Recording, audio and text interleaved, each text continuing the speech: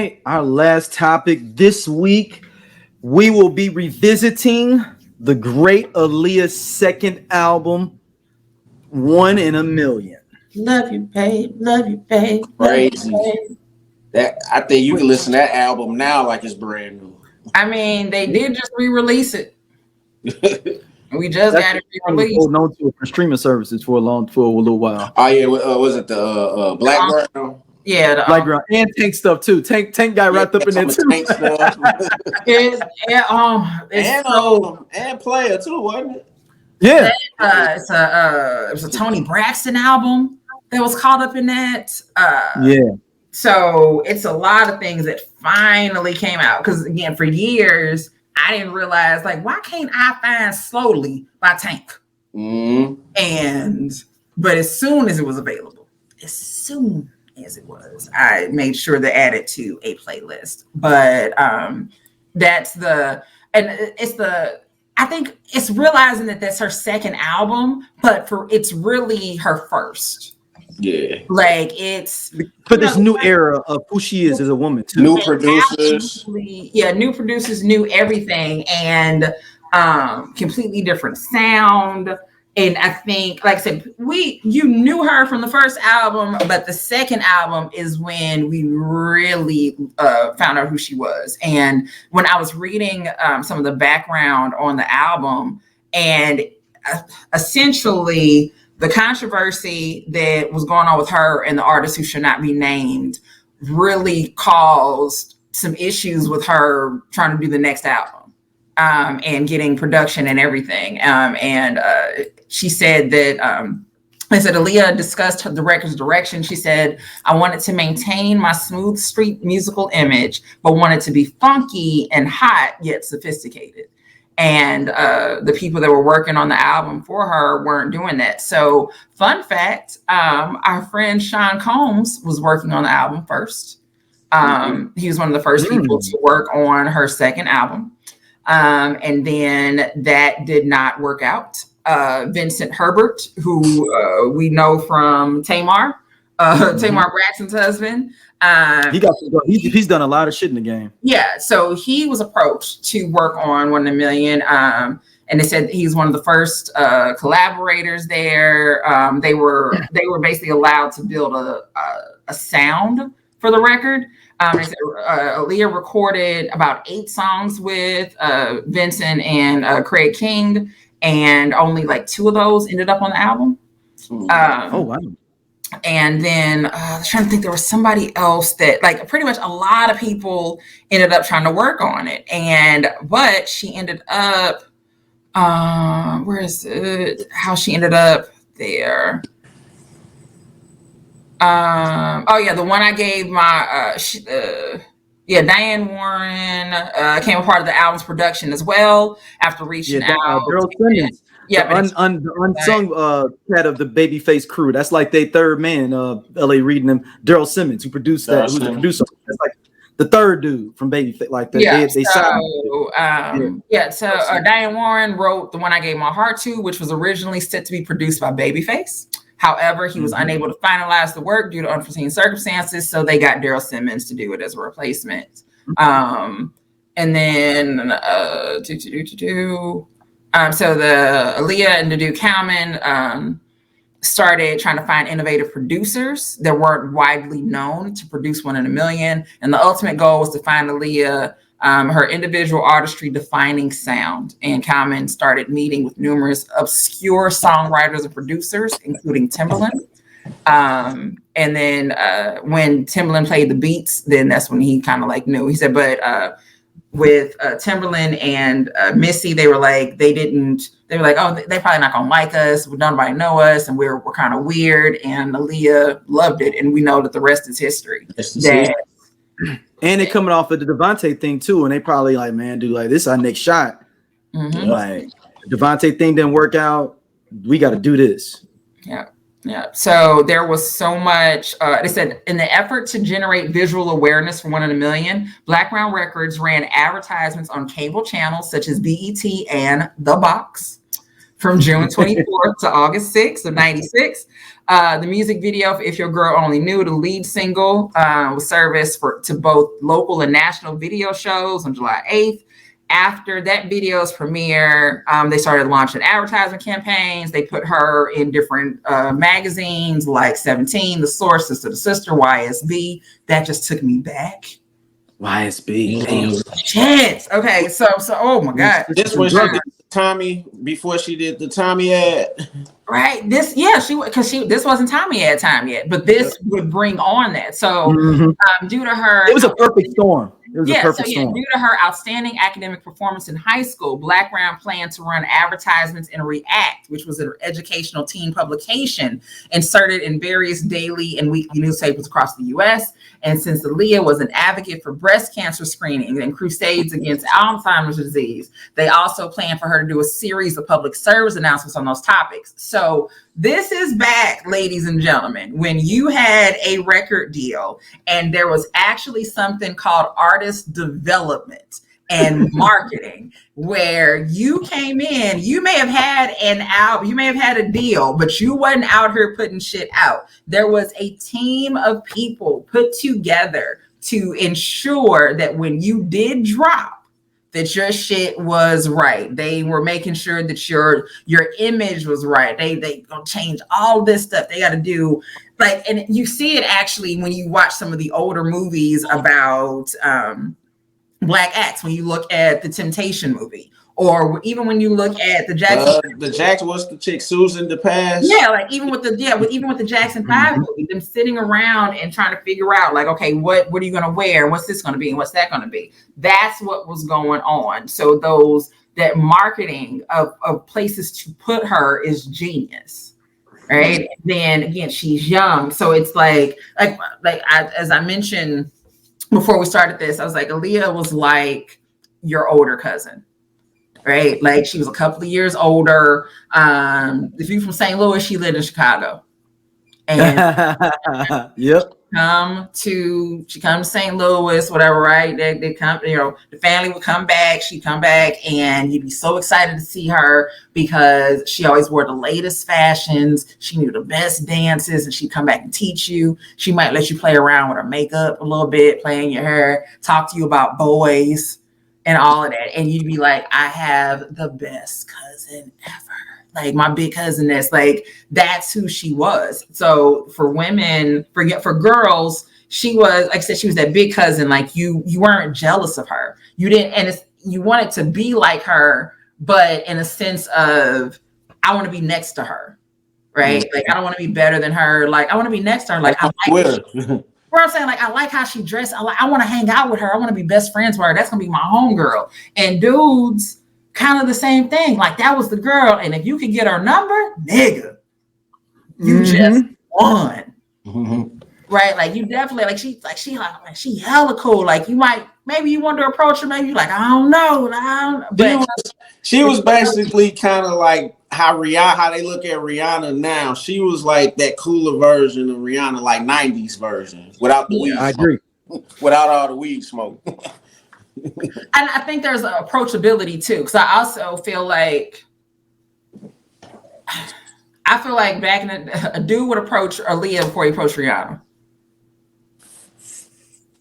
And it's not that one is cuter than the other one, etc. Blah blah blah blah blah. No, Rihanna's already hanging out with y'all kind of already. Right. I feel like Aaliyah just had that. There was an approachable thing about her. Yeah. Right. Well, even if she dished you, it wasn't even bad. Like you didn't. That's the difference. That's that difference. Is that both of them gonna reject you, but Aaliyah's gonna be really nice about it. Yeah, she gonna play it cool. She gonna play it real cool, right? Like she gonna turn you down. She's like, no, I'm good. No, thank you. I don't want. She'll let you dance with her, but you can't get the number. Right. Like, right. And you be like, or she'll be like, oh, we'll talk about it later. And you be like, I never got her number. So you feel good and be like, dang man, I just never got her number. Like right. you she almost disappeared and all of that, right? Like she let you down real. You're like, you know what? I'm about to like action with my friends right now, but like, look, I'm gonna find you. Like kept it real cool. Never see her again. Rihanna, Rihanna, nigga, fuck you. Like it's just like yeah. Because Aaliyah gonna say, hey, you know, I mean, I'm technically on phone punishment right now. I just snuck out to even come here and everything. I will give you my number, but I ain't trying to get in trouble. So if I see you again, I'm definitely would really would love to give my number if you see me again. And you never saw her again, like you said, Scott, like never saw her again. Yeah. Like I said, I think Rihanna she gonna turn you down. Like you gonna know that you were turned down. With Aaliyah, you like, I got a chance. Rihanna gonna turn you down, and she gonna let everybody know she turned. That's exactly it. That is exactly it. Go turn you down, let everybody. It's gonna might raise the voice a little bit, like raise the volume a little bit. But and then get on your homeboy, because that's what she really liked. That part, but like I said, this album with the singles, one in a million. I mean, it just was. Yeah, let's go through the songs. Let's go through the songs. Yeah, it was. All right, number one, impact. Beats for the Streets intro featuring Missy Elliott. That's when you first start hearing like them Timbaland beats. Yeah. Them stuttering drums. Yeah. Now the second one is Hot Like Fire, which was cool, but I love the remix. I like the remix better. That song just reminds me of high school and a talent show, and with some friends of mine dancing to this, and with the camo pants and everything, and like just even like as I'm thinking about it, I just remember that just a little piece of the routine from like the video and all of that. But that's another thing. Videos are so important because sometimes you hear a song and immediately you want to dance to it. Like you're ready to do the routine from the video. And I guess they do routines now, but it's just different is what I'll say. It's just different.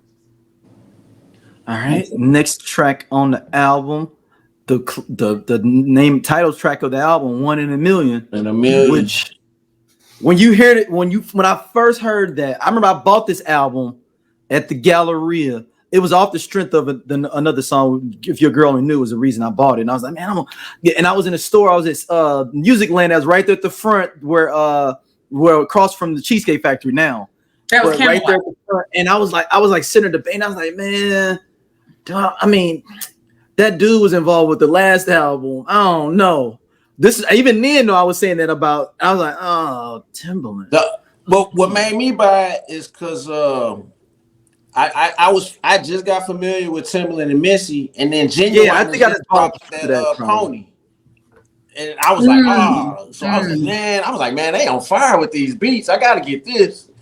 And I was like, that If Your Girl Only Knew is funky though. You know what? And we would throw $20 potentially down a toilet in those days with a CD, y'all. Like, the store was Camelot. Camelot. Thank you. Yes.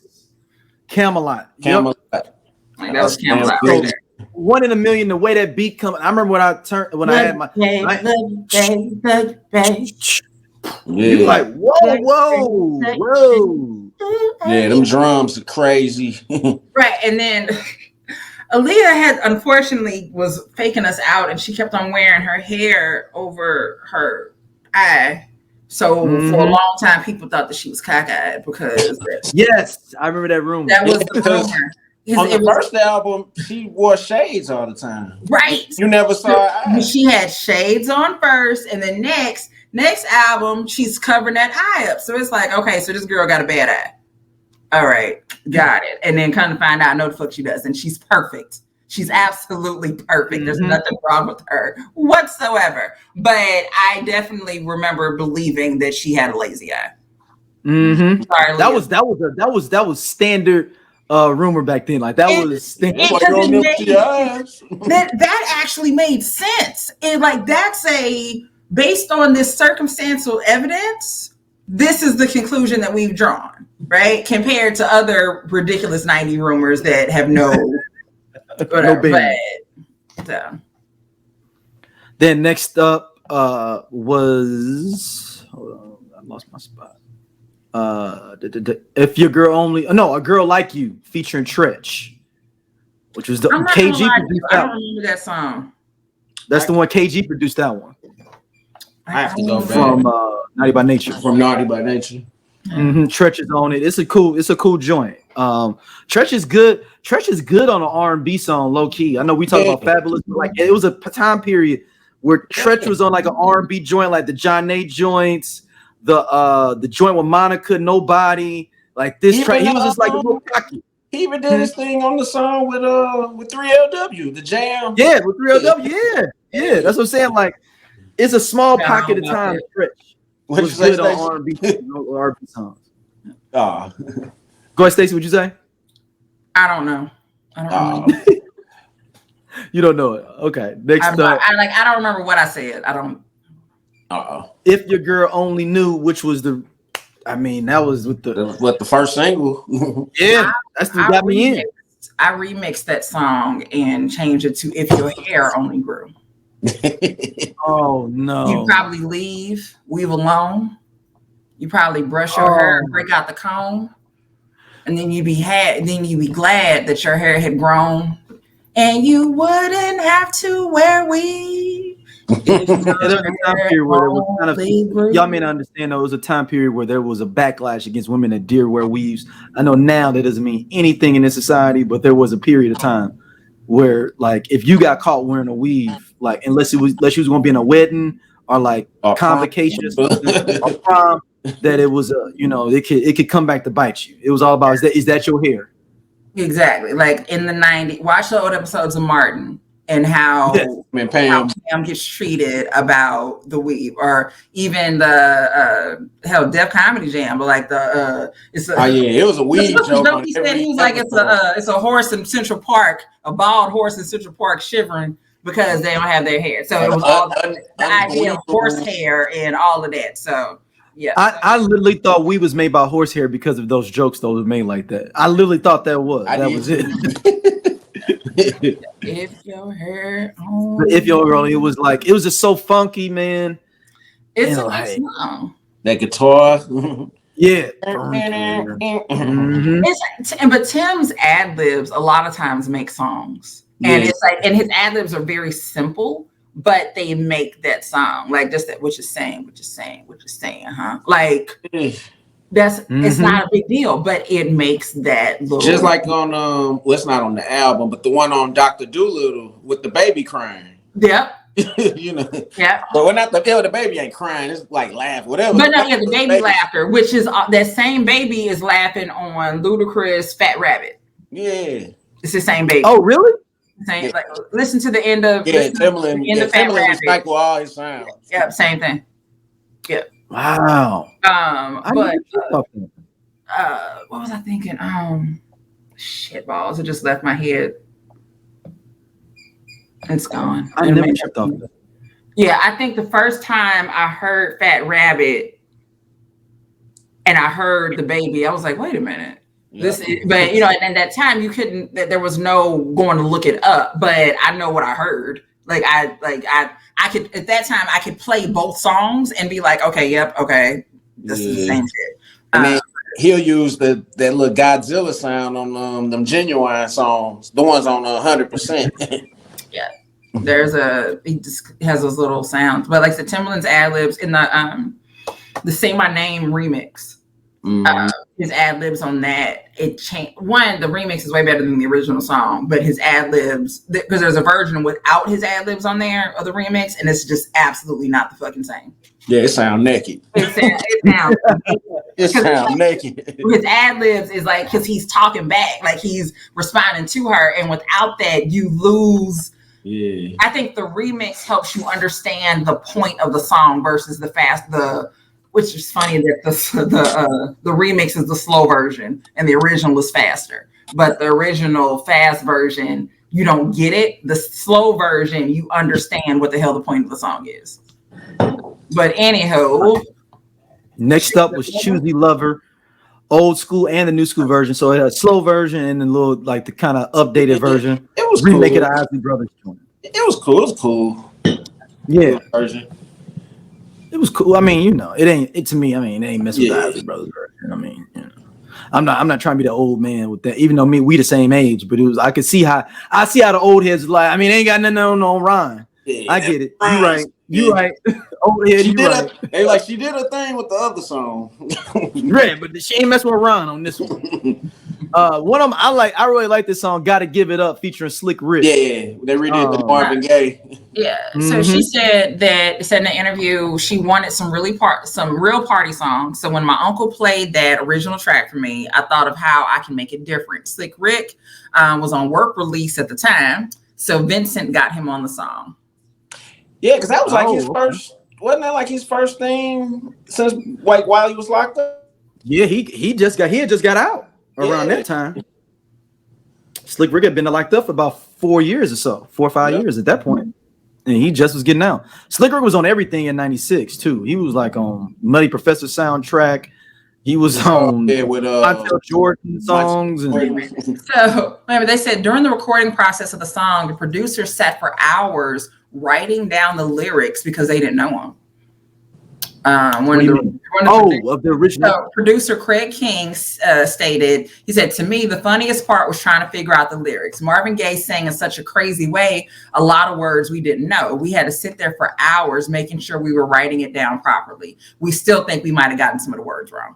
And that's funny as hell, and that's fair because it's like there are songs where you're like, yeah, because honestly, the only thing I know from that song is I used to go to party. That's all I know. I don't know. And then the hook, got to give it up. I mean, and then we just know also that Robin Thicke stole the bass line. Well, not necessarily. It's for real. Yeah, for real. Robin Thicke was the accomplice in the car for the robbery.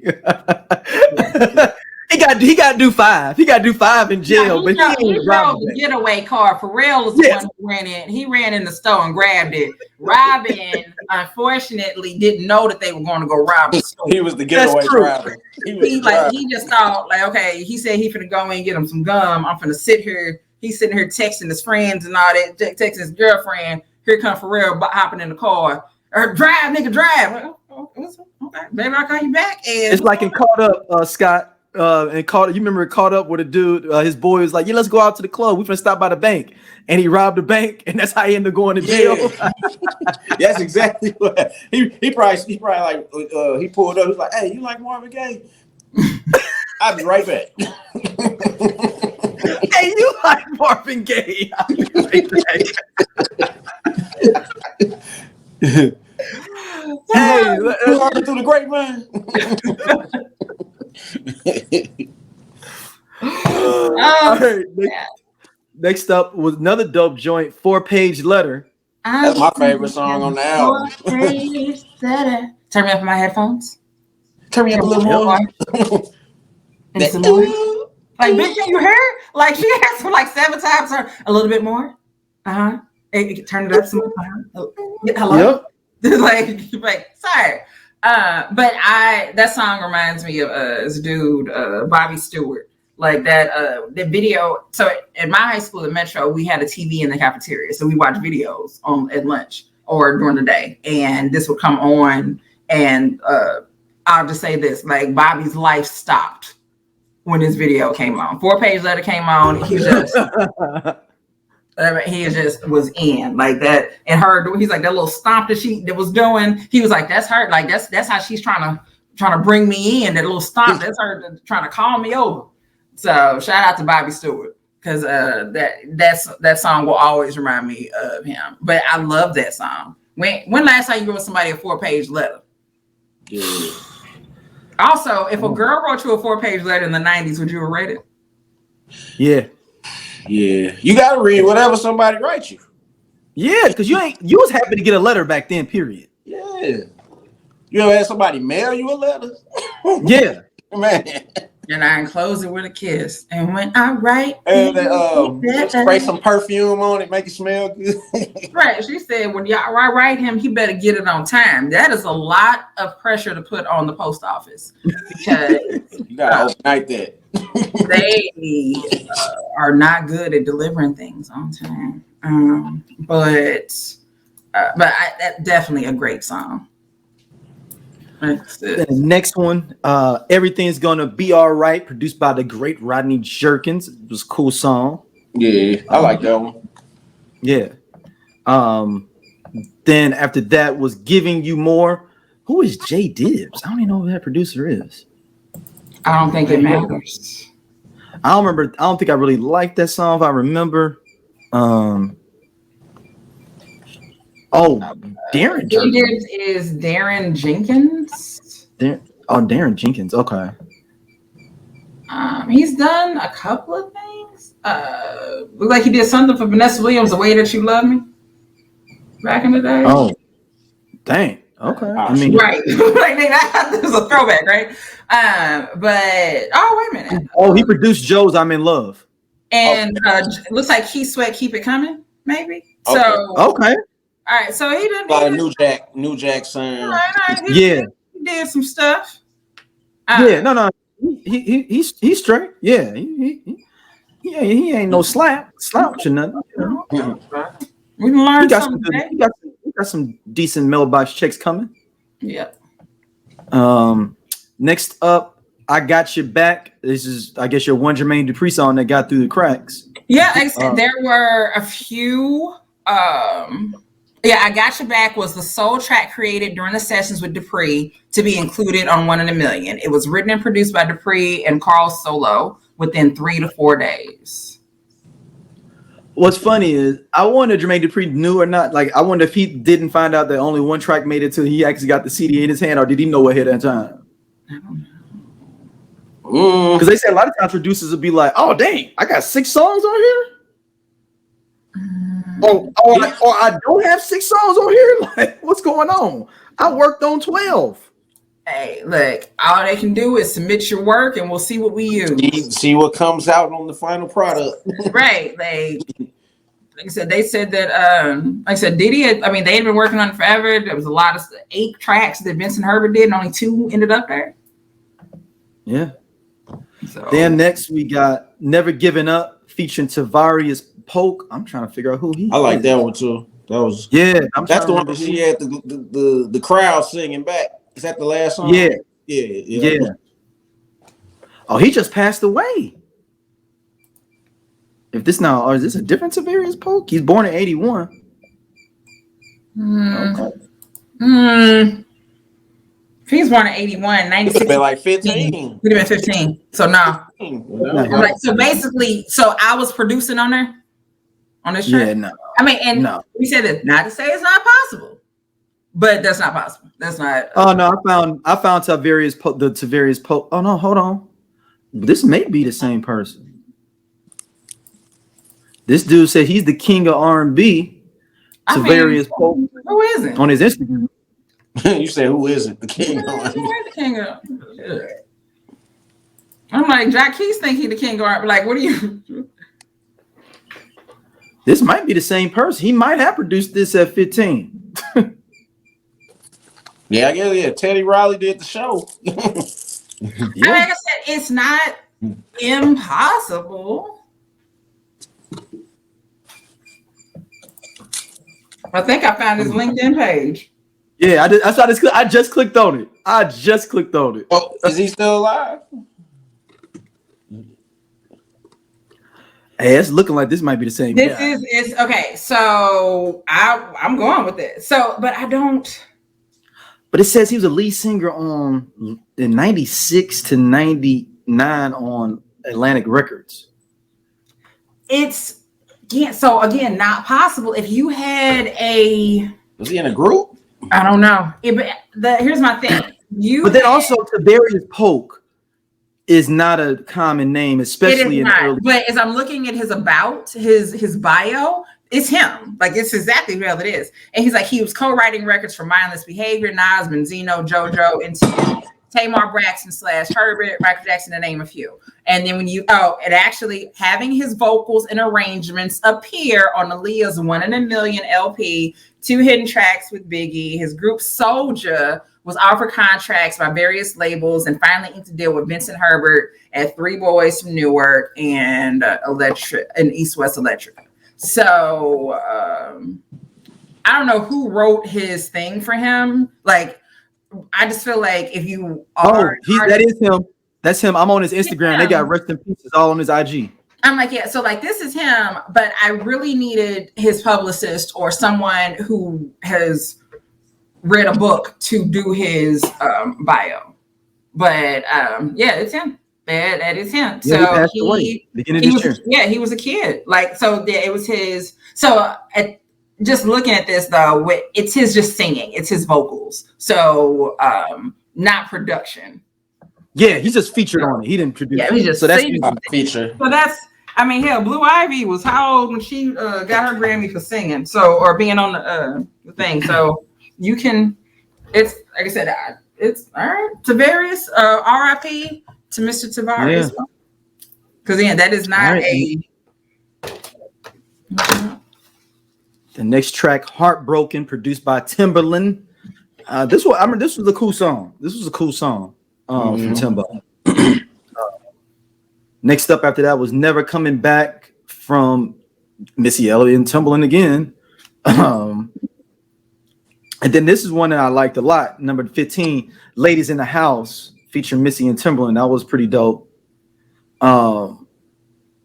Then we talked about a little bit earlier, written by Diana Warren, "The One I Gave My Heart To," produced by Daryl Simmons as well. That one had like a big video too for it. I remember, right? I actually had the tape single, and it was the single was white, the white tape single for it.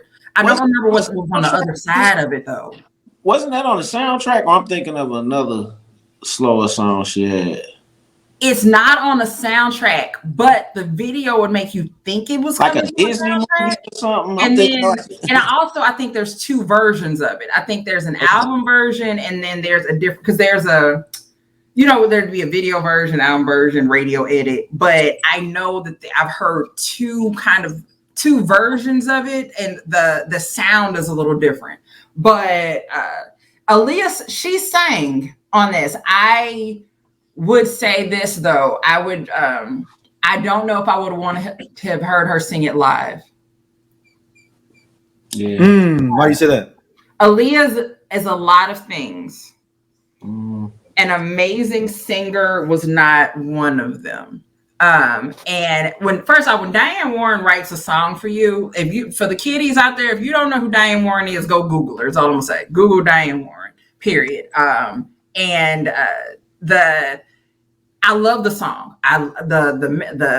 The lyrics. I love Aaliyah singing it, but we all know Aaliyah was not a great singer, but a great vocalist. But the songs that were given to her, like she has songs that are catered to her voice and what she does, and that's what worked. That song for me didn't fit, but I still love the song. Like I still love the song. Like it's a ballad. She's not a ballad girl. She's not a ballad girl. And what about "Come Over"?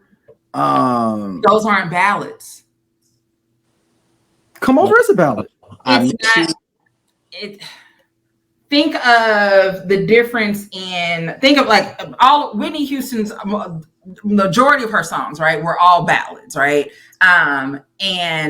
So just those long drawn. Oh, you mean a classic ballad? An actual ballad. Like not a slow song, a ballad. Right. I get Over is a slow song, right? And like you don't have to have vocal ability to do "Come Over" at all. For "The One I Gave My Heart To," that song, if I heard someone else sing it, like I said, I love the song. I love Aaliyah singing it. I love what she did with it. I don't think live we'd have got the same effect. And again, you performed it live a lot. It's like a Diane Warren. The way that Diane Warren writes songs, like I said, I've seen her. Well, I'll say that I've seen it live. I was trying not to mention that. The point is, don't listen to. Oh, you had already saw it live. So you already know how to. The Budweiser Superfest of '97. we was there. Y'all was there? I wasn't at. Like I said, we've talked about this before. That concert is a very sensitive subject for me. I wasn't at that concert, but I know that Scott was. Brandon, my best friend Brandon, was there. A lot of people were there. I wasn't there, but she has performed the song live, and she's not a ballad singer, is what I'm going to keep saying. She's not a ballad singer. Do you think that she did multiple takes on that? Is that what you're trying to say? I'm saying that her being in a studio helped. Okay. Okay. Fair enough. Think of it like this: like any Whitney Houston song, even on American Idol, whatever song, like any talent thing. As soon as someone tells you they're about to do a Whitney Houston song, the reaction is immediately, "Oh, what you finna do?" See what you better come with it. And it's not just because it was Whitney singing it, it's because of how those songs are composed. Like they are meant to be those power ballads. So you can't tell me that you finna get out here and sing "I Have Nothing" and you really do sound like you have nothing. Nothing. Okay. So again, like if not saying Whitney would have sang it, but if someone that had a stronger vocal, a stronger voice, a stronger voce, like a Monica. Monica, I absolutely could fucking see Monica singing this. Brandy. Brandy, and what's the funny thing is, Brandy and Monica each of them could have done it, and it would have sounded different each way, but they still could have done it. Like it would have. Monica would have given the powerhouse, that louder vocal. Brandy. I need a nap. It is time for me to go to sleep. So Brandy would have, again, her voice would have worked with it as well. It wouldn't have been as, I don't want to keep using the word loud. That's not what I'm trying to say. Like there's a difference in how Brandy and Monica sing, but both of them sing very well. And it's like a part of it is, I think that again, that powerhouse vocal of it, like that. Hey, this cool ass Scott from the I Love 90s Music Podcast. Hit that subscribe button right now. Like it on the SOLC Network. You finna get all the real deal on the 90s, the 2000s, and the splash of that 80s. Do it right now, man, and I'll be your friend.